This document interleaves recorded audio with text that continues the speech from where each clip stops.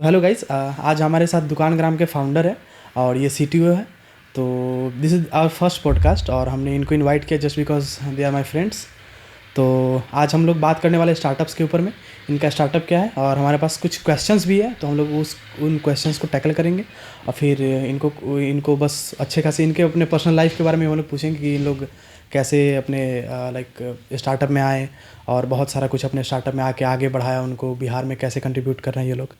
Okay, ठीक है ठीक है। तो सबसे पहले कोमल आपसे स्टार्ट करते हैं ना, आपने बारे में बताइए थोड़ा सा। जी, नमस्कार everyone. My name is Komal Sibran. I am the founder of Dukangram और रिसेंटली मैंने अपना बीटेक कंप्लीट किया है electronics and communication engineering branch से। ओके, हाँ तो अब ठीक है, आप शिवम से पूछते हो। ओके शिवम, आप अपने बारे में बताइए। मेरा नाम शिवम पांडे है और मैंने भी अपना रिसेंटली ही बीटेक कंप्लीट किया है सरसा कॉलेज ऑफ इंजीनियरिंग से इलेक्ट्रॉनिक्स एंड कम्युनिकेशन ब्रांच में। ओके इसके अलावा मैं जो भी नए इमर्जिंग स्टार्टअप्स हैं उनको टेक्निकल सर्विसेज प्रोवाइड करने का काम करता हूँ, उनके लिए टेक्निकल सॉल्यूशंस बिल्ड करता हूँ। ओके और जैसे जैसे हमारी जर्नी आगे बढ़ी तो मुझे कोमल और उसके अच्छा अच्छा, आइडिया के बारे में हाँ पता चला। हाँ वो तो ठीक है, बट आप दोनों जैसे आप दोनों साथ में काम कर रहे हैं ना, तो आपका कॉलेज कहाँ है? सहरसा। सहरसा। आपका कॉलेज कहाँ है? शेखपुरा। ठीक है, तो इतना डिस्टेंस जो आप दोनों का, फिर आप दोनों मतलब मिले कैसे? इससे पहले मैं Google developer student club lead रह चुकी हूँ और Okay. ये भी अपने कॉलेज के Google developer student club lead थे। अच्छा। तो हम लोग सेम प्लेटफॉर्म पे साथ में काम कर रहे थे गूगल के लिए। तो वहाँ पे हम लोग मिले और वहाँ से हमने एक टीम बनाया।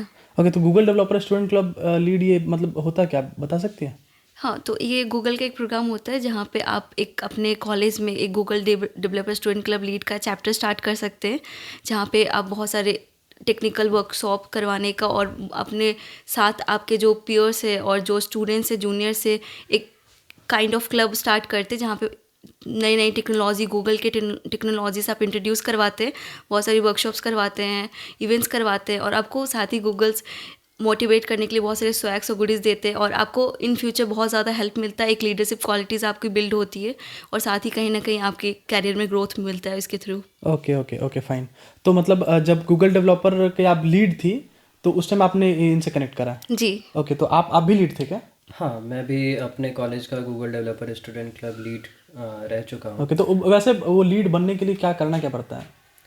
बेसिकली इसका एक प्रोसीजर होता है जिसमें आप सबसे पहले अपना ऑनलाइन एप्लीकेशन सबमिट करते हो और यदि आपका ये एप्लीकेशन शॉर्टलिस्ट हो जाता है उसके बाद जाके आपका एक ऑनलाइन इंटरव्यू प्रोसेस होता है। फिलहाल जो वो प्रोसेस है वो थोड़ा सा चेंज हो चुका है। अब वो जो GDSC प्रोग्राम है उसको रिन्यू करके रीनेम करके उसको अच्छा। GDG ऑन कैंपस में कन्वर्ट कर दिया गया है। ओके, अच्छा, हाँ मैंने पढ़ा था। हाँ, तो पहले उसमें ऐसा होता था कि इंटरव्यूज़ के जरिए जो भी सेलेक्ट होते थे वो GDSC लीड 1 साल के टेन्योर के लिए रहते थे, लेकिन अब वो बदल चुका है। अब GDG ऑन कैंपस प्रोग्राम के जरिए जो भी सेलेक्ट होते हैं वो जितने भी समय के लिए रहना चाहें अपने कैंपस के लीड रह सकते हैं और जब वो कैंपस छोड़ते हैं अच्छा, तो अपने पीयर्स को अपने जूनियर्स को अपनी रेफर कर सकते जिम्मेदारियां हैं। सौंप सकते हैं। Okay okay nice. नहीं नहीं एक्चुअली मैं भी GDSC का लीड ही था, मैं AMC इंजीनियरिंग कॉलेज का था और ये लोग बिहार के लीड थे और एक प्रोग्राम था वहाँ पे, क्या था, स्कॉलरशिप समथिंग कुछ इवेंट था ना ऐसा? GDSC ग्रेजुएशन इवेंट हाँ था। हाँ, GDSC ये ग्रेजुएशन हमारा इवेंट। ग्रेजुएशन हो रहा था जिसमें हमारी मुलाकात हाँ अविनाश हाँ, से जहाँ तो हम हमारा पटना 1 साल का एयरपोर्ट पे हुई टेन्योर थी। हमारा ख़त्म हुआ था, तो वहाँ पे हम सभी लोग सारे लीड से ऑल ओवर इंडिया में जो भी लीड्स थे सभी से ऑलमोस्ट मिले थे। बिहार के जितने लीड्स थे वो सभी हमें पटना एयरपोर्ट पे मिल गए हाँ थे हाँ, ये लोग, और इन लोगों हम का सभी कॉलेज तो साथ में एक्चुअली मिल बिहार रहे में थे। है। हाँ मेरा तो कॉलेज AMC इंजीनियरिंग बैंगलोर में है, बट हुआ क्या कि हम उस टाइम बिहार में थे, ठीक है, मेरी बहन का शादी था हाँ तो हम इसलिए बिहार में थे। फिर वो लोग कॉल किए, हम बोले कह रहे हम तो मतलब जा रहे हैं, मेरा इतना तारीख को टिकट है। तो बोले कोई बात नहीं, आप जाइए फिर वापस आ जाइए। तो हम बोले बिहार से जा सकते हैं? बोले कि हाँ जा सकते हैं। हम बोले ठीक है, फिर तो फ्री में जाना है, मतलब आप लोग अगर स्पॉन्सर कर ही रहे फिर क्या दिक्कत है, फिर बुक कर दीजिए। फिर उसी टाइम आप लोगों से भी मिले हम, है ना। ओके ओके ठीक है। तो जैसे आपने GDSC में आप दोनों रहे हैं ना, तो ये मोटिवेशन कहाँ से है कि नहीं चलो अब स्टार्टअप करते हैं, दुकान ग्राम चालू करते हैं?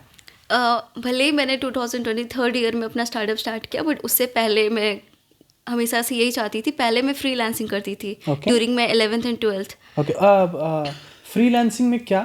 फ्रीलांसिंग में मैं कंटेंट राइटिंग करती थी, वर्डप्रेस पे वेबसाइट डेवलपमेंट करती थी और साथ में प्रोमो वीडियो एडिटिंग भी करती थी मैं साथ में। ओके, तो मतलब आपने तो आई गेस आपने अपना बुक भी लिखा है ना, हाँ, तो आपने बुक क्या लिखा है? तो 2019 में मैंने अपनी फर्स्ट बुक को बुक पब्लिश की जिसका नाम है गुमशुदा आसमां। इसे collection of poetries, Hindi poetries, okay जो मैं 7th स्टैंडर्ड से लिखना स्टार्ट की थी अपने स्कूल टाइम से, और 2019 में मैंने इसको पब्लिश किया, जो कि फिर हर जगह अवेलेबल है, फ्लिपकार्ट, अमेजन पे। Okay okay nice. तो उसमें एक्चुअली बेसिकली लिखा क्या हुआ है? बेसिकली स्टार्टिंग में कुछ स्ट्रगल्स होते हैं। जैसे मैं खुद एक बिहार की मिडिल क्लास फैमिली से बिलोंग करती हूँ। बीइंग ए गर्ल हम बहुत सारी चीज़ों से लैकिंग मिलती है, हमें बहुत सारे सेपरेशन मिलते हैं because of society and families and lots of thing. तो वो कहीं ना कहीं बहुत सारी चीज़ें मेरे अंदर भी उभर रही थी। तो मैं बहुत बात नहीं करती थी, जो भी मेरे अंदर के विचार होते थे, जो भी मैं ऑब्जर्व करती थी सोसाइटी में, वो मैं लिख कर व्यक्त करना महसूस करती, ज़्यादा बेहतर महसूस करती थी। अच्छा ओके ओके। तो मैंने लिखना वहाँ सो से दिस इज स्टार्ट योर किया। काइंड ऑफ अ कम्युनिकेशन है ना, हाँ। जो कि आप पब्लिक से करना चाह रहे हैं। हाँ। Okay nice nice nice. ठीक है, क्या नाम है उस बुक का? उस किताब की नाम है गुमशुदा आसमां। गुमशुदा आसमां। ओके ठीक है, मैं डिस्क्रिप्शन में आपका लिंक डाल दूंगा, है ना। अगर Thank you. कोई इंटरेस्टेड है, परचेज करना चाहते हैं, पढ़ना चाहते हैं इनके बुक में, तो हाँ, they can बिल्कुल। really- ओके ठीक है। अब आप बताइए, है ना, आपको कैसे इंटरेस्ट आया इसमें? एक्चुअली ये वो दौर था जब जो बिहार गवर्नमेंट थी वो बिहार में स्टार्टअप कल्चर को बढ़ावा देना चाह रही थी। ओके और इस क्रम में बिहार स्टार्टअप पॉलिसी भी जो था वो इंट्रोड्यूस किया गया, जिसके तहत नए नए फाउंडर्स जो अपने आइडियाज़ लेकर जाते थे, हाँ उन्हें बिहार गवर्नमेंट अपने तरफ से 10 लाख का फंड भी प्रोवाइड करती थी ताकि आप अपने आइडिया को नर्चर कर सकें। ओके हाँ। तो वो तो तो इसी मतलब दौरान हमें कोमल के आइडिया के बारे में पता चला। हाँ, बट आप सीटीओ है ना, तो आपको तो टेक्निकल स्किल्स होंगे। ऑब्वियस सी बात है। हाँ, तो उसके बारे में कुछ बताइए। हाँ, तो बेसिकली मैं बचपन से, जब मैं 9th और 10th में था, उसी दौरान से मैंने ब्लॉगिंग करना स्टार्ट किया था। मैं अपने लिए खुद से WordPress and other CMS platforms पे जाके वेबसाइट्स बनाता था, ब्लॉग्स लिखता था और एडसेंस वगैरह से अपने पॉकेट मनी आप उस टाइम कितना एज के थे? उस टाइम पे मैं अराउंड 15-16 साल का रहा हूँ। Okay nice. आप कौन से क्लास में थे? 9th-10th 9th में। Okay nice. तो आप क्या क्या करते थे उस टाइम? ब्लॉगिंग किया करते थे। ओके, ब्लॉगिंग मतलब वेबसाइट वगैरह पे ब्लॉग अपना लिखते थे? ब्लॉग्स वगैरह लिखा अपने करते वेबसाइट थे। पे लिखते थे या किसी अपने और वेबसाइट पे। अपने वेबसाइट पे लिखते थे? खुद से ट्रैफिक कहाँ से आता था बनाते आपके वेबसाइट पे उस टाइम? गूगल से ट्रैफिक आता था, सारा ऑर्गेनिक। अच्छा, SEO वगैरह ना। Nice nice. उस टाइम आपके पास कितना ट्रैफिक आता था? उस टाइम अराउंड हर मंथ हम 2 से 3 लाख का ट्रैफिक जनरेट कर लेते। Very nice. तो आपका इसका मतलब SEO तो बहुत अच्छा था उस टाइम। यस तो रेवेन्यू जनरेट हुए होंगे एडसेंस से? एडसेंस से हमने काफ़ी अच्छा रेवेन्यू जनरेट किया। पर मंथ हम अराउंड 40,000 से 45,000 तक का रेवेन्यू भी एडसेंस ओके ओके। 40-45 हज़ार INR है ना? हाँ। Okay okay. तो मतलब गूगल एडसेंस में भी अगर आप अपना ब्लॉग वगैरह लिखते हैं तो वहाँ से भी आप रेवेन्यू जनरेट कर सकते हैं ना? हाँ, कर सकते। Okay okay okay nice. ठीक है, फिर आप आगे कंटिन्यू कीजिए। उसके बाद फिर क्या हुआ? उसके बाद फ्रीलांसिंग मैंने करना स्टार्ट किया। फिर करते करते मैं दूसरे स्टार्टअप कंपनीज के अंदर करना, इंटर्नशिप करना स्टार्ट की। तो कहीं ना कहीं वहाँ से मैं उब चुकी थी और मुझे लगता स्टार्टिंग से मैं चाहती तो थी कि आपने मैं मतलब दूसरे कंपनीज में इंटर्नशिप भी करा है? हाँ। आपने क्या करा है? इवन मैंने बताया कि कंटेंट राइटिंग मैंने किया था और वेबसाइट डेवलपमेंट किया था मैंने, और promo videos, editor, graphic designing मैंने किया था। अच्छा, तो ये सारी तो चीज़ें मतलब मैं आपको करती थी। ऑलरेडी डिजाइनिंग वगैरह इतना बहुत बहुत कुछ हाँ, आता है ना? हाँ। Okay okay right. इवन मैं अपने कॉलेज टाइम में भी जो भी मेरी डिजाइनिंग होती थी पोस्टर्स की, तो ये सब की आपको सब मैं करती पेमेंट थी। मिलता, आपको पे करते थे उस टाइम? हाँ, पे करते थे। कितना? लाइक 1 आर्टिकल का मेरे को $18 पे करते थे। 1 आर्टिकल $18। अच्छा, तो मतलब फॉरेन कंपनीज के लिए करते थे क्या? Okay okay nice. तो कहाँ से मिला, कहाँ से आपको इंटर्नशिप? कुछ सोशल मीडिया से मिले थे। मैंने अपवर्क वगैरह भी ट्राई किया था, बट वहाँ से मुझे ज़्यादा क्लाइंट्स में नहीं मिले क्योंकि मैं न्यू थी वहाँ पे। बट मेरे को ज़्यादा इंस्टाग्राम और दूसरे सोशल मीडिया से मेरे को थ्रू ज़्यादा मिले थे। ओके ओके ओके ओके ठीक है। ओके ठीक है, आगे? उसके बाद फ्रीलांसिंग करते करते कई आइडियाज़ आए दिमाग में कि ये करते वो करते, बट क्या होता है कि आइडियाज़ तो बहुत आते बट अब एग्जीक्यूट नहीं कर पाते, तो फिर उसका कोई मतलब नहीं होता। तो जस्ट मैं कॉलेज के फर्स्ट ईयर में थी, तो काफ़ी चीज़ों पे एक्सप्लोर करते करते, नए डोमेन में एक्सप्लोर करते करते नई स्किल्स डेवलप की, गूगल डेवलपर स्टूडेंट लीड बनी। देन आई रियलाइज़ कि नाउ इट्स टाइम टू कि अब मेरे को एग्जीक्यूशन पे आना चाहिए। तो finally I stick to the Dukangram ideas, और वहाँ पे मैंने काम करना फिर स्टार्ट किया। Okay okay. तो दुकानग्राम मतलब वहाँ से स्टार्ट हुआ? हाँ। अच्छा, दुकानग्राम का आइडिया क्या है? दुकानग्राम का आइडिया है कि ये एक ई-कॉमर्स प्लेटफॉर्म है, B2C, जहाँ पे जो लोकल रिटेलर्स है, चाहे वो आपके पड़ोस के शर्मा जी, वर्मा जी, गुप्ता जी की दुकानें जो होती है, उनको हम डायरेक्टली आपसे ऑनलाइन जोड़ते हैं। वहाँ से आप कुछ भी मंगवा सकते हैं, सुई से लेके धागा तक, एनीथिंग। और साथ ही हम जो भी किराना वाले होते हैं उनको एक मौका देते हैं कि आप अपनी सेल्स बढ़ा सकते हो। अभी डिजिटलाइजेशन हो गया, राइट, सभी जानते हैं। हाँ। तो अभी जो ट्रेडिशनल मेथड है वो चलता नहीं है। हाँ। सभी को कन्वीनियंस चाहिए ऑनलाइन ऑर्डर करने का। अभी बहुत लोग प्रेफर नहीं करते कि दुकान जाकर वो सामान लाए, तो हम उनको ऑनलाइन लाकर ये सुविधा प्रोवाइड करें कि आप भी सेल कीजिए बिग ई कॉमर्स की तरह, और इस तरह दुकान का भी फ़ायदा हुआ और कस्टमर भी अपने पास की दुकान से मंगवा सकते हैं, जो उनका एक बॉन्ड होता है। अच्छा, ओके ओके। हाँ, तो ये आइडिया तो ठीक है, बट आपने ऐसा लाइफ में कुछ प्रॉब्लम वगैरह फेस करा था क्या, जो जिसके कारण आपको ये आइडिया आया? हाँ, स्टार्टिंग में मैं बताई कि मैं खुद का कुछ स्टार्टअप या खुद का एक बिजनेस स्टार्ट करना चाहती थी। Okay. But being a women और स्पेसिफिकली मैं बिहार से थी, तो मुझे बहुत ज़्यादा प्रॉब्लम होता था कि मैं जैसे कि मैं कुछ ब्रांड अपना स्टार्ट करना चाहती थी, तो उसका रॉ मटेरियल्स मेरे को दूसरी जगह से लाना होता था, सोर्स करना होता था होलसेलर मैन्युफैक्चरर से। Okay. तो दुकानग्राम का जो पहले आइडिया था वो कुछ और था, B2B था, जहाँ पे हम रिटेलर्स को होलसेलर से कनेक्ट करते हैं, ताकि वो जैसे हम फ्लिपकार्ट अमेजन से कुछ भी ऑर्डर करें तो वैसे ही रिटेलर्स दुकान पे बैठे होलसेलर से अपनी दुकान पे बैठे चीज़ें ऑर्डर कर सके। क्योंकि मेरे लिए पॉसिबल नहीं है बीइंग ए वुमेन कि मैं वहाँ से जाऊँ, प्रोडक्ट सोर्स करूँ दिल्ली से, कोलकाता से और अलग अलग जगह से। तो ये आइडिया वहाँ से आया फिर मेरे लिए। ओके, अच्छा, जस्ट फॉर माई क्यूरियस, है ना, अगर आपको नहीं बताना आप नहीं बताइए। हाँ, आपके कंपटीटर्स कौन कौन है बिहार में? बिहार में अभी मैं कह सकती हूँ अभी तो ब्लिंकिट आए हुए हैं। ओके, नहीं, बिहार में जैसे मतलब जैसे बिहार के जो ओरिजिन है। हाँ, मतलब जैसे अभी बिहार स्टार्टअप से रजिस्टर्ड है ना, हाँ। तो वैसा है कि बिहार स्टार्टअप और भी को चांस दे रहे होंगे, है ना, और भी रजिस्टर्ड होंगे, तो उसमें से किन्हीं का आपको नाम पता है क्या? नहीं, ऐसा अभी कुछ नहीं कर रहे बिहार में। कुछ लोग स्टार्ट कर रहे, बट अभी वो लोग बहुत आइडिएशन स्टेज पे, बट हम लोग ऑलरेडी मार्केट में आए हुए हैं। अच्छा, नाइस, मतलब आपका प्लेटफॉर्म पूरा रेडी है? हाँ, रेडी, और हम लोगों का लॉन्च भी हो चुका है। अच्छा, ओके, ठीक है। अब और दूसरा क्वेश्चन देखते हैं, है ना। हाँ, तो बिहार में, है ना, जैसे बिहार में कोई भी अगर बिजनेस करता है तो इतना इजी नहीं है बिहार में बिजनेस करना, है ना, और आप बिहार में आकर और फिर बिजनेस करना स्टार्ट कर रही है। आपको क्या ऐसा मतलब लग रहा है कि क्या बिहार में आप बहुत अच्छा बिजनेस बना पाएंगे, या फिर यहाँ से स्टार्टअप करना बहुत अच्छा है, या फिर बिहार गवर्नमेंट वगैरह सपोर्ट कर रही है, नहीं कर रही है, उसका बताइए थोड़ा।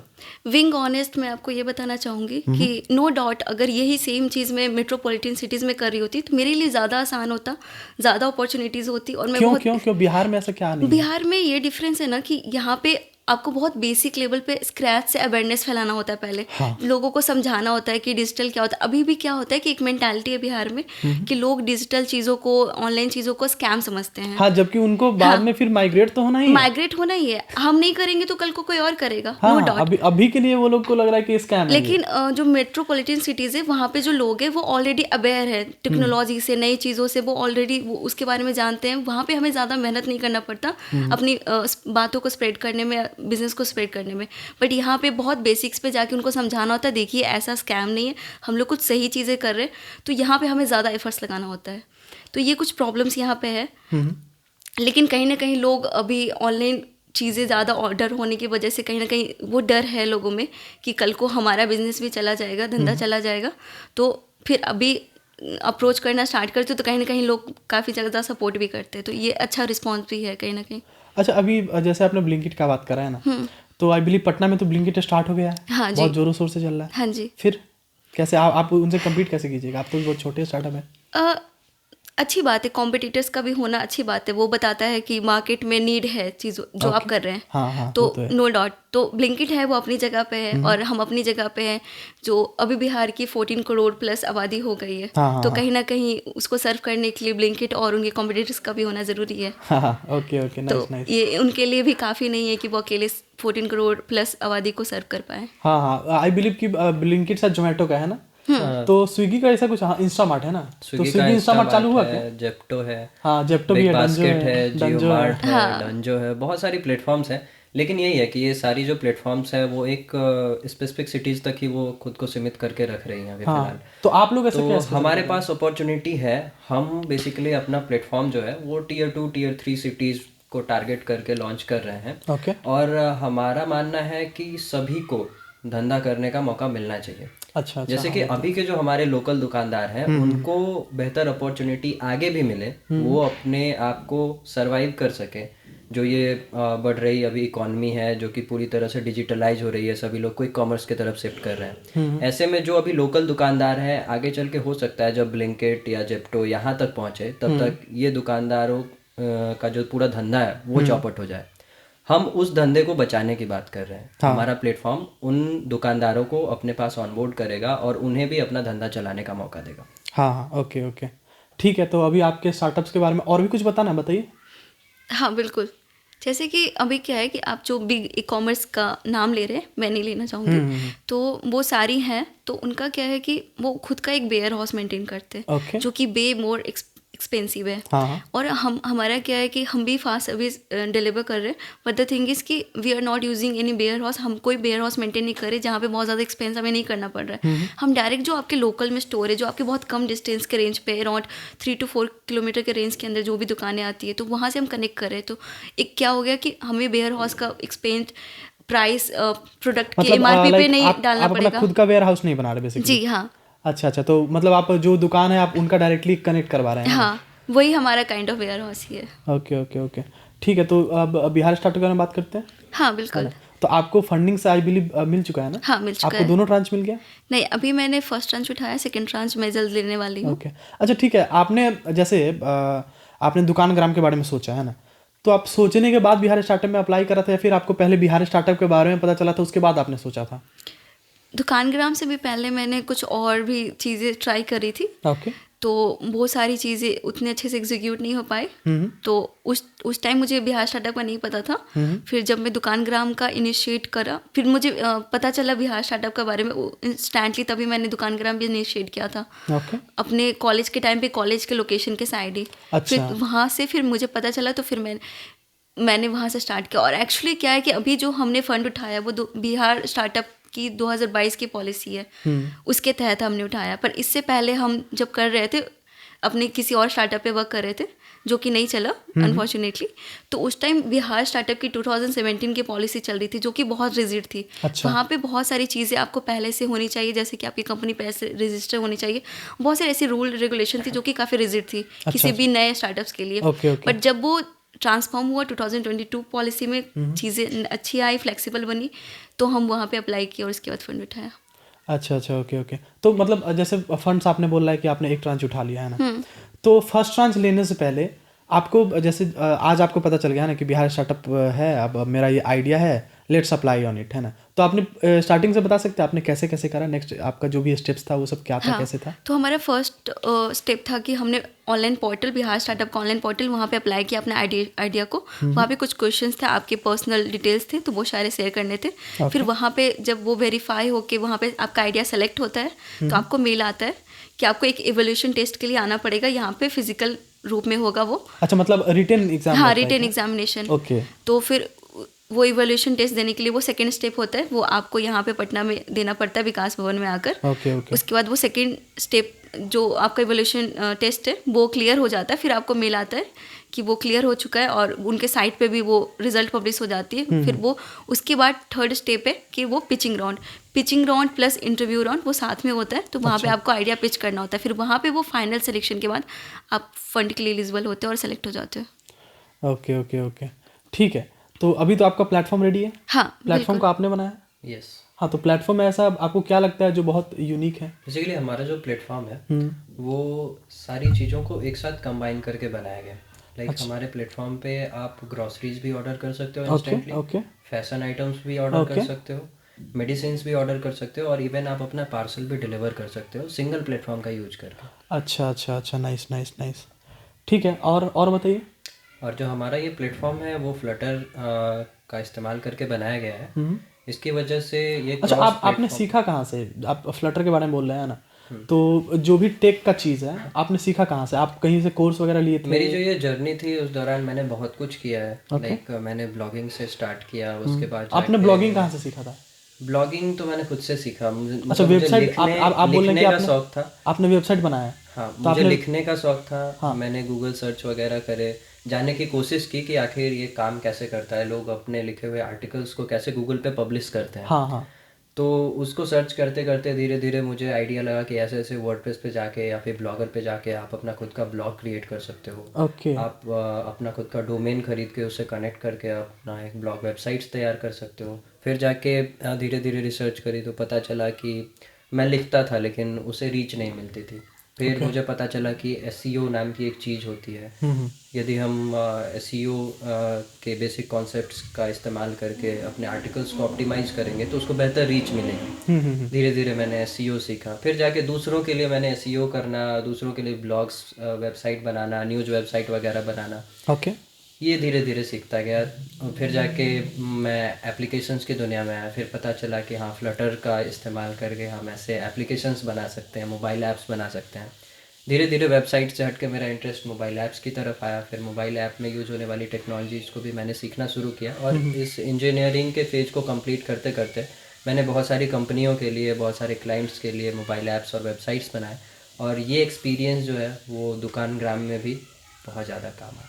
Okay okay, nice nice. ठीक है, तो इसका मतलब आपको एक ऑलरेडी बहुत एक्सपीरियंस सीटीओ मिल गया है ना, तो आपको तो फिर टेक के लिए कहीं और जाने की ज़रूरत ही नहीं नहीं, पड़ेगा। I am very blessed with him. That's nice. Okay ठीक है, अब नेक्स्ट क्वेश्चन की तरफ चलते हैं ना। तो अभी बिहार में जैसे आप लोग ऑलरेडी फाउंडर्स हैं ना, और आप देख रहे हैं कि बिहार में और भी दूसरे स्टार्टअप्स हैं वो आ रहे हैं, तो आपको क्या पोटेंशियल दिख रहा है कि बिहार में अगर दूसरा जो भी अभी अगर हमारे व्यूअर्स है उसमें से कोई भी अगर स्टार्टअप करना चाहते हैं, तो आपको पोटेंशियल दिख रहा है कि हाँ बिहार में वो लोग स्टार्टअप कर सकते हैं और उसको बहुत नेक्स्ट लेवल पर बिहार स्टार्टअप का बेसिकली गवर्नमेंट का सपोर्ट कैसा है? गवर्नमेंट का सपोर्ट अच्छा है, क्योंकि अच्छा इसलिए बोलूँगी क्योंकि अभी कुछ कुछ चीज़ें में भी आपको प्रॉब्लम करे, गवर्नमेंट की स्कीम में आपको चीज़ें अच्छी नहीं लगे, बट मैं बोलूँगी कि अगर आप पहले के टाइम को देखें और अभी के टाइम को देखें, उसकी कंपैरिजन में बहुत ज़्यादा अच्छा है। क्योंकि पहले कोई सपोर्ट नहीं था, अगर आप स्टार्टअप करना चाहते हैं कोई ऐसा स्कोप नहीं था यहाँ पे, पर अभी आपको अपने आइडिया को फाइनल मार्केट में लाने तक के लिए आपको जो फंड सपोर्ट चाहिए, मेंटरशिप भी प्रोवाइड करते, को वर्किंग स्पेस प्रोवाइड कर रहे हैं, वो भी बहुत गवर्नमेंट की तरफ से जितना वो सपोर्ट कर सकते कर रहे हैं, और आने वाले समय में और भी ज़्यादा वो इसको बढ़ा रहे हैं और भी ज़्यादा स्टार्टअप्स को बढ़ावा दे रहे हैं। और अभी मैं बोलूँगी कि अभी बहुत सही वक्त है स्टार्टअप करने के लिए। अगर आप में से कोई स्टार्टअप करना चाहते हो, this is the very right time to do any startup. और बिहार में मैं ये बोलूँगी पोटेंशियल है, और सबसे अच्छी बात है बिहार में करने का, क्योंकि ये बहुत अर्ली स्टेज पे है बिहार बाकी कंपैरिजन में। तो यहाँ पे आप ट्रायल कर सकते हैं। अगर आप कुछ नहीं भी कर पाए, अगर आपका स्टार्टअप सक्सेसफुल नहीं भी आया, तो यहाँ पे आपको बहुत सारे लेसन सीखने को मिलेंगे, और यहाँ पे आपको बहुत ज़्यादा कॉम्पिटिटर्स भी नहीं मिलेंगे, तो आप यहाँ पे अच्छे से ट्रायल कर सकते हैं। Okay okay okay, nice. अच्छा ठीक है, तो एज अ फाउंडर है ना, आपको बिहार में क्या क्या सीखने मिला है as a founder? As a founder मेरे को काफ़ी चीज़ें सीखने को मिली है। ओके, लाइक जैसे आप हो सकता है आप नेटवर्किंग दूसरे से करने, कैसे नेटवर्क करना है नहीं करना हाँ है। एग्जैक्टली। हाँ और सो भी? लाइक एज ए फाउंडर यहाँ पे स्पेसिफिकली बिहार में काफ़ी सारे अभी इवेंट्स भी हुए थे, और जैसे बिहार अच्छा, business Bihar connect, government events वगैरह भी करवाते हाँ रहते हैं? एग्जैक्टली, काफ़ी अच्छे पैमाने पे इवेंट्स करवाते हैं वो लोग, जहाँ पे काफ़ी सारे इन्वेस्टर्स आते हैं और बिहार के सारे फाउंडर्स भी आते हैं यहाँ पे, एक साथ एकजुट होके मिलते हैं, नेटवर्किंग करते हैं, वहाँ से एक दूसरे से सीखते हैं, और एक नेटवर्किंग स्ट्रांग होने की वजह से एक दूसरे की हेल्प भी ले सकते हैं।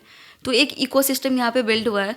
तो यहाँ पे एज ए फाउंडर मेरे को दूसरे फाउंडर से बहुत कुछ सीखने को मिला है कि कहाँ पे वो क्या गलती कर रहे हैं, तो वो मैं नहीं करूँ, दूसरे से सीखकर मैं ज़्यादा जल्दी आगे स्केल कर सकती हूँ खुद को। और बहुत सारी वो फ्री एडवाइस मिल जाती है नेटवर्किंग में कहीं ना कहीं। और कई बार क्या होता है कि हम काफ़ी लोगों से अपने आइडिया शेयर कर रहे होते हैं इवेंट्स में, या काफ़ी लोगों से मिल रहे होते हैं। यहाँ पे जो को वर्किंग स्पेस है वहाँ पे भी काफ़ी सारे फाउंडर्स हैं, तो जब उनसे मिलते बातें करते तो वो बताते हैं कि कहाँ पे आप क्या, कुछ चीज़ें हम नहीं देख पाते, सामने वाला वो नोटिस करता है, तो वहाँ पे हम कहीं ना कहीं काफ़ी ज़्यादा हमें अच्छे डिसीजन लेने का मौका मिलता है। अच्छा ओके ओके। अच्छा जैसे शिवम और आप एक बहुत अच्छी टीम है ना, ऐसा आप सब कंपनी में होता है, बहुत सारी टीम में होते हैं कि कॉन्फ्लिक्ट्स होते रहते हैं है ना, कोई भी एक टॉपिक को लेके। ऐसा आपका कभी शिवम के साथ हुआ है? फॉर्चुनेटली अभी तक कभी ऐसा कोई भी कॉन्फ्लिक्ट नहीं हुआ। और कई क्या होता है कि दो पर्सन साथ में काम करें तो दोनों के डिफरेंट माइंडसेट और डिसीजन हो सकते हैं, बट अभी हमारा ऐसा कोई कॉन्फ्लिक्ट नहीं हुआ, क्योंकि क्या होता है कि टीम का मतलब ही होता है कि आप एक दूसरे के डिसीजंस को कंसीडर लेकर कोई फाइनल डिसीजन पे आते हैं। तो अभी तक ऐसा कुछ नहीं हुआ। Okay okay okay. अगर in future by any case है ना, अगर ऐसा कॉन्फ्लिक्ट होता है तो आप लोग कैसे उसको रिजॉल्व कैसे करना चाहेंगे? लाइक पहली बात तो जो कंपनी होता है उसका अपना एक नॉर्मल एसओपी होता है। ओके, हम ऑब्वियस सी बात है उस स्टैंडर्ड को फॉलो करेंगे। ओके, जो सेट ऑफ प्रोसीजर्स हैं उनको फॉलो करेंगे, और उसके अकॉर्डिंग सारी चीज़ों को इस तरीके से ऑटोमेट करने की कोशिश करेंगे कि यदि कोई पार्टनर इस बिजनेस को छोड़ के भी चला जाता है तो ये बिजनेस ऑटो मोड पे चलता रहे। Okay okay okay. और ऐसा है कि हम लोग सभी ओपिनियंस को कलेक्ट करते हैं और उसके बेस पे खुद को टेस्ट करते हैं, देखते हैं कि उस ओपिनियन का हमारे स्टार्टअप के ऊपर, हमारे प्रोडक्ट के ऊपर क्या इम्पैक्ट आएगा, और उसके बेस पे हम उसे इम्प्लीमेंट करते हैं। तो इस वजह से हम पहले कॉन्फ्लिक्ट को अवॉइड करने की पूरी कोशिश करते हैं। लेकिन हाँ, बहुत सारे सिचुएशन ऐसे हो सकते हैं जहाँ पे कॉन्फ्लिक्ट्स अनअवॉइडेबल होते हैं, तो इसके लिए हम ऐसे सेट ऑफ प्रोसीजर्स बना रहे हैं ताकि कभी भी कंपनी को कोई प्रॉब्लम फेस ना करनी पड़े। ओके ओके ओके, ठीक है। तो बिहार को, है ना, बिहार अभी जस्ट स्टार्टअप में अभी बहुत अच्छा स्टेप ले रहे हैं, है ना। तो बिहार को आप नेक्स्ट 10 ईयर्स में कहाँ देखना चाह रहे हैं? मतलब आपको क्या लग रहा है कि कहाँ रहेगा स्टार्टअप वर्ल्ड में? बिहार को ऐसे बहुत बड़ा स्टार्टअप इकोसिस्टम की तरह देखना चाहते हैं, जहाँ पे बहुत सारे इमर्जिंग स्टार्टअप एक अच्छा, कोई भले ही वो 4 कंपनी हो 5 कंपनी हो, बट वो एक अच्छा यूनिकॉर्न बना चुकी होगी। ओके। और एक डेवलप्ड यहाँ पे इंफ्रास्ट्रक्चर होगा और काफ़ी ज़्यादा ग्रोथ होगी, क्योंकि बहुत तो सारे लेट्स अज्यूम कि अभी मैंने स्टार्टअप करा है ना, तो नेक्स्ट 10 ईयर के बाद ऐसा बिहार का as an ecosystem, startup ecosystem किस स्टैंडर्ड पे रहेगा, सो दैट अदर स्टार्टअप्स या फिर अदर कंपनीज अगर बिहार में आके यहाँ पे सर्वाइव कर पाएगी, नहीं कर पाएगी, अपना बिजनेस ढंग से कर पाएगी, नहीं कर पाएगी? आपका इस पे क्या ओपिनियन है?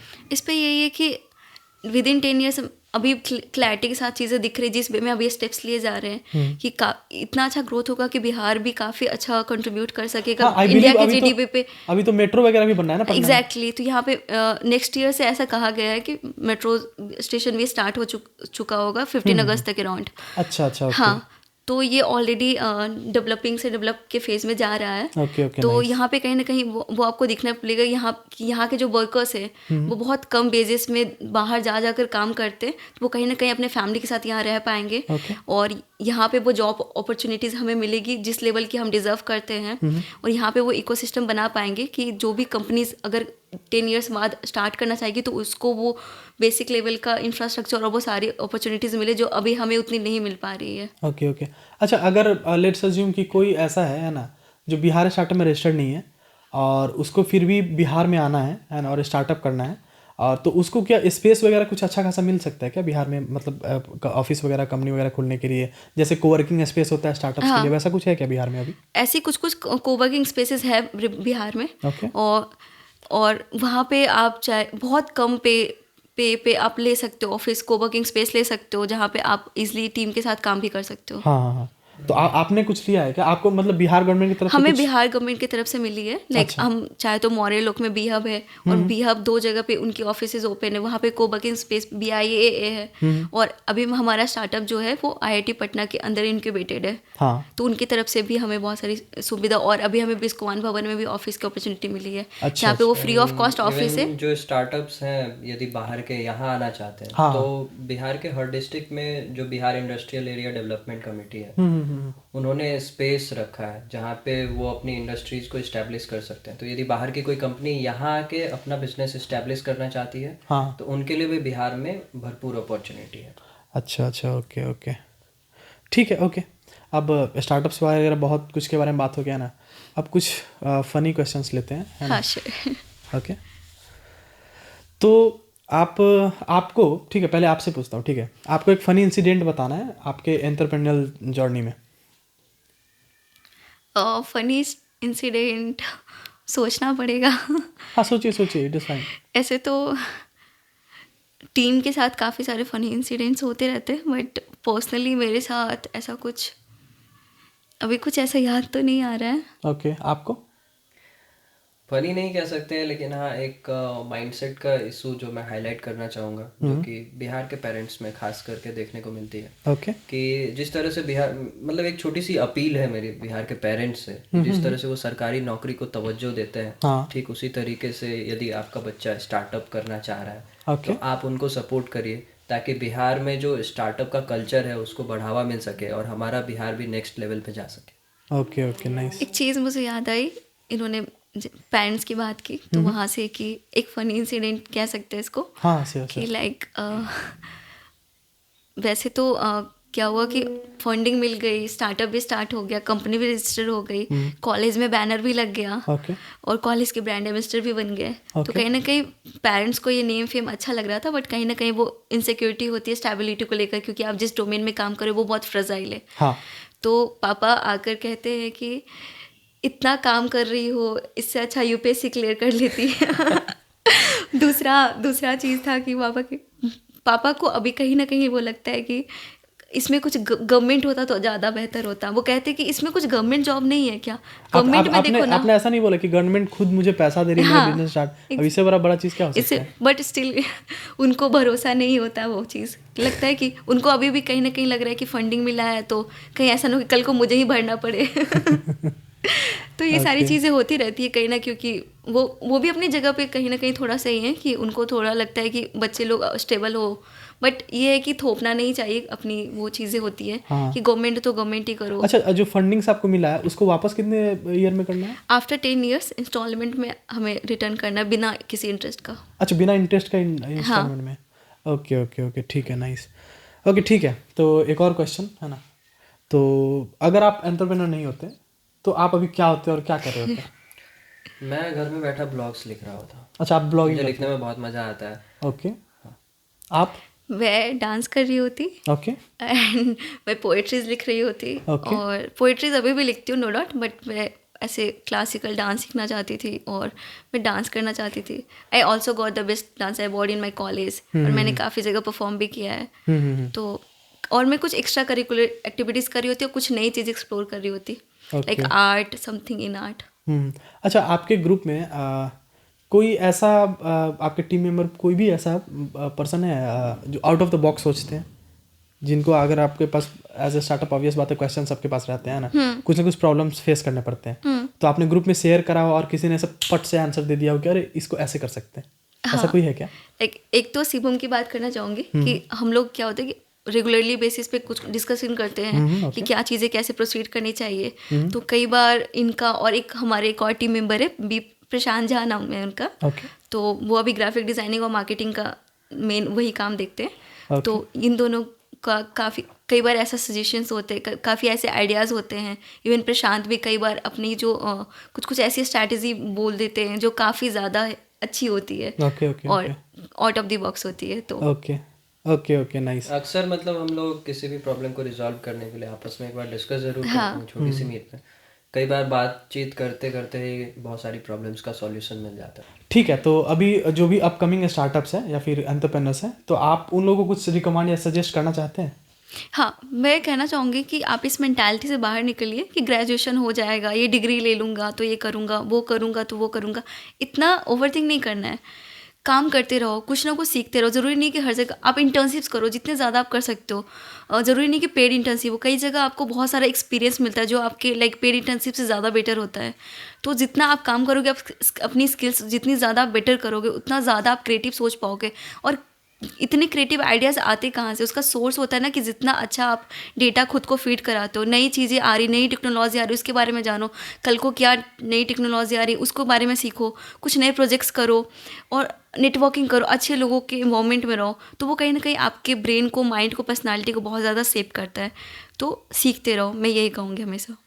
ओके, नाइस, ठीक है। और आपको कुछ बोलना है? हाँ, मैं यूथ को कहना चाहूँगा कि स्टार्टअप करो, लेकिन आपके जो स्टार्टअप आइडियाज़ आते हैं उनको आप एक बार मार्केट में वैलिडेट जरूर करो। मतलब स्टार्टअप करने से पहले आप अपने किसी एक आइडिया के साथ स्टिक होके इस डिलेमा में जी रहे हो कि हाँ जो हमारा ये स्टार्टअप है कुछ बार बवाल है, ऐसा होता है कि जो प्रॉब्लम आपको लगता है कि प्रॉब्लम है, वो प्रॉब्लम आपका नहीं रहता है। सॉरी, वो मतलब मार्केट का प्रॉब्लम नहीं रहता, वो प्रॉब्लम आपका रहता है। मैं कई बार गया हूँ ऐसी प्रॉब्लम्स को लेकर, अपने मतलब प्रोडक्ट तक तैयार करके मैं सॉल्यूशन लेकर के मार्केट में गया हूँ और वहाँ से मुझे रिजेक्शन झेलना पड़ा है। तो मैं कहूँगा कि यूथ को कि इस डिलेमा में ना रहें। अच्छा, कोई एग्जांपल? लाइक मैंने एक बनाया था सहरसा में जब मैं था। तो ये डॉक्टर्स पॉइंट करके एक बनाया था मैंने। ठीक है। तो उसको लेके मैं गया था ऐसे ही सारे डॉक्टर्स के क्लिनिक। अच्छा, तो उस साथ में होता क्या था? बेसिकली वो अपॉइंटमेंट बुक कर सकते थे डॉक्टर्स के पास। तो ऐसे मतलब कुछ पहले से मौजूद थे प्लेटफॉर्म, डॉक्टर्स ने भी यूज किया था। और वहाँ पे एक्चुअल में वो डॉक्टर जो थे वो उस चीज़ को एक्सेप्ट करने के लिए तैयार थे नहीं। और इस तरह के बहुत सारे स्टार्टअप्स थे जो सेम काम कर रहे थे। जब मैं यहाँ पे स्टार्टअप बिहार के अंदर आया था, एक सबमिट हुआ था लास्ट ईयर, तो मैंने देखा सेम तरह के बहुत सारे स्टार्टअप ऑलरेडी एग्जिस्ट कर रहे हैं और उस ओर काफ़ी ज़्यादा प्रोग्रेस कर चुके हैं। और हमने इस पर कोई प्रॉपर रिसर्च नहीं किया। मुझे लगा कि हाँ हम बहुत ज़्यादा बेहतर कर रहे हैं। और उसके अलावा दुकान ग्राम के अंदर भी हमने बहुत सारे चेंजेस किए हैं। लाइक हमारा जो पहला आइडिया था वो कुछ और था और अब कुछ और आइडिया है। एक B2B मॉडल से हम लोग तो ये B2C पे पिवोट किए। हमारा जो पहला मॉडल था वो B2B था, उसके बाद जाके हम B2C पर शिफ्ट किए हैं। बीच में बहुत सारी चीज़ों को हमने टेस्ट किया है और देखा कि चीज़ें सही से काम कर रही है या नहीं, और उसी के बेस पे हम आज अपने इस आइडिया के साथ स्टिक है। हाँ हाँ, मैंने एक्चुअली बिहार में ये देखा है कि बिहार के अगर किसी इंटर्न्स को उठाते हैं ना, तो वो लोग एक्सपीरियंस नहीं देखते, वो लोग पैसा देखते हैं हाँ, कि कितना exactly. पैसा दे रहा है। अगर आप एज एन एंटरप्रेन्योर बोलो या फिर एज एन डेवलपर बोलो, कुछ भी बोलो, है ना, अगर आप एज एन स्टूडेंट, अगर आपके पास एक्सपीरियंस नहीं, आपको कोई जॉब वॉब नहीं देगा, है ना। Exactly. अगर आपके पास एक्सपीरियंस है, डिग्री नहीं भी रहेगा, तो bro you have the experience. Even मैंने बहुत सारी चीज़ें पता है बस सीखी है इंटर्नशिप करके, दूसरों के लिए काम करके, और बहुत सारी चीज़ें जो थी वो पेड नहीं थी, मैंने बस किया और मुझे पता चला कि मुझे लगा मैं इतना कर सकती हूँ, बट जब मैं करना स्टार्ट की तो मैं इतना कर पाई। वो लेवल इंक्रीज इसी वजह से हुआ कि मैं खुद को एक्सपोजर दी वो सीखने का, करने का। हम तो पूरा लाइफ फ्री में ही काम करा है। इवन हम जो अपने मतलब स्टार्टिंग के फेज में थे, इनिशियल फेज में, तो ब्लॉग वेबसाइट 500-500 रुपये में बना दिया करते थे। हम तो भाई वो भी फ्री में बना देते कि अरे भाई वेबसाइट बनाना है, सीखने को मिलता ठीक था। है। हाँ एग्जैक्टली, सीखने को बहुत कुछ हमने मिलता था। लाइक कंटिन्यू हम बता रहे हैं, हम 4 या 5 साल बिना पैसे के फ्री में काम करा है ना। अब बहुत जब एक्सपीरियंस बढ़ गया, फिर मार्केट में गया, ऐसा पट से जॉब में, ये तो बहुत इजी है जॉब लेना, इसीलिए फिर बोले कि नहीं ठीक है, फिर तो जॉब अब छोड़ो, अब ना देखते हैं। बहुत बेहतर है ना। ओके ठीक है, तो बहुत अच्छा लगा आपसे बात करके, है ना। एंड आई होप कि आप लोगों के भी लाइफ में कुछ वैल्यू ये लोग ऐड करेंगे, और आई बिलीव कि आप लोग भी अगर बिहार से देख रहे हैं तो आप अपना स्टार्टअप कीजिए, है ना। और अगर आप अपना स्टार्टअप नहीं भी करना चाहते हैं, फिर भी आपको इंटरेस्ट है स्टार्टअप में, तो ऑब्वियस सा चीज़ है, ये स्टार्टअप बहुत सारे बिहार में स्टार्टअप है, आप उनके साथ कनेक्ट हो सकते हैं। एंड हाँ, बिहार में भी बहुत सारे स्टार्टअप्स को फाउंडर्स वगैरह भी खोजते रहते हैं, तो अगर आपको लगता है कि आप स्किल्ड हो को फाउंडर बनने के लायक हो, तो you can approach any startup, है ना, और वो हो सकता है आपके साथ कोलैब वगैरह करने के लिए रेडी हो जाए, है ना। ओके ठीक है, और थैंक यू, बहुत अच्छा लगा आपसे ठीक है, मिलकर। धन्यवाद। हमें भी बहुत ज़्यादा मज़ा आया रूट्स टू यूनिकॉर्न के इस पॉडकास्ट में आके।